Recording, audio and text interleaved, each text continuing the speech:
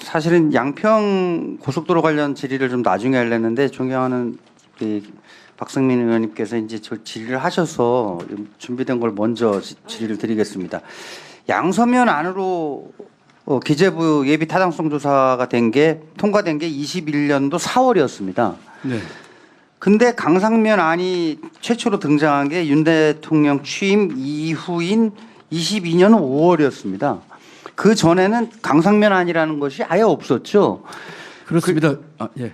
그러니까 예비 타당성 조사 내용을 보시면 저 PT에서처럼 사업 개요하고 사업의 목적이 있습니다. 저기에 어디에도 강상면 얘기는 없습니다. 예타의 전제가 전혀 잘못된 강상면 안이라고 하는 거는 전혀 없는 안이었던 거죠. 그리고 지금 강상면 안으로 논의될 경우에 왜 예타가 문제될 수 있느냐 하면 이 부분 아닙니까? 2012년도에 기재부에서 총사업비 관리 지침에 예타 조사 후에 노선의 3분의 1 이상이 변경된 경우에는 이게 필요적 협의사항 아닙니까? 그죠? 국토부하고 기재부하고 필요적으로 협의를 해야 되는 부분이고 지금 이 노선이 만약에 변경된다면 예타 조사 후 노선의 3분의 1 이상의 변경이 생겼기 때문에 기재부하고 국토부하고 협의가 거쳐서 사실은 일이 진행돼야 되는 거 아닙니까? 그게 핵심 아니겠습니까? 그렇습니다. 그런데 그런 부분들을 다 건너뛰고 강상면 안으로 지금 어떻게 보면 방향을 잡아가지고 가고 있는 흐름이 기본적인 절차가 잘못됐다. 뒤에 있는 우리 여기 여러 공직자분들 계시지만 이런 일처리는 없습니다. 그러니까 어느 날 갑자기 말문이 막히니까 사업을 전면 백지화하겠다 이런 식의 사실은 그거야말로 정치적인 판단인 거죠. 그거는 진짜 법적으로 직무유기에 해당한다. 저는 그렇게 판단될 소지가 다분하다고 봅니다. 그래서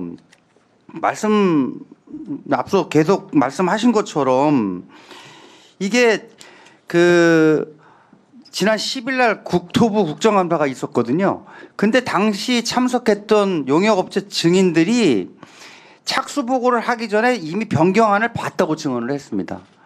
그러니까 착수보고가 5월 24일이었고 계약이 3월 29일이었으니까 이 2달 사이에 누군가에 의해서 변경안이 나왔다는 거거든요. 이게 이해가 됩니까? 이해가 안 되는 증언이 나온 겁니다. 그래서 제가 이 부분에 대해서 완전히 잘못됐다는 지적 말씀을 드리는 거고요. 국토부 가업 지시서 같은 경우에도 어느 지시서도 마찬가지겠습니다만 예타안을 기준으로 삼는 거지 이게 타당성 조사 전 과정에서 예타와 비교 분석을 하는 것이 원칙인 것이지 이게 예타도 없이 강상면안을 들고 나와가지고 그거를 밀어붙이기식으로 추진하는 것은 이건 잘못돼도 일의 순서가 잘못됐다 이런 말씀을 안 드릴 수가 없어서 간략히 말씀을 드렸습니다. 이에 대해서 지사님. 네, 우리 임 의원님 말씀에 동의를 하고요. 예타하기 전에 이미 2016년도에 제1차 국가도로망 계획, 또 그 뒤에 제2차 국가망 도로 계획, 그리고 제1차 고속도로 건설 5개년 계획과 2차 고속도로 건설 5개년 굵직한 계획이 4번이 나옵니다. 이 4번의 5년짜리 계획에 어디에도 변경안에 대한 얘기는 일체 한 번도 언급된 적이 없고 일관적으로 원안만 나오고 있습니다. 예, 그런 부분들이 강조가 돼야 된다고 생각을 합니다. 그리고 앞서 말씀하신 것처럼 빠른 추진도 중요하지만 이 원안이 변경된다면 그에 따른 합당한 합법적인 절차가 전제돼야 된다라는 말씀을 강조 말씀으로 드리겠습니다.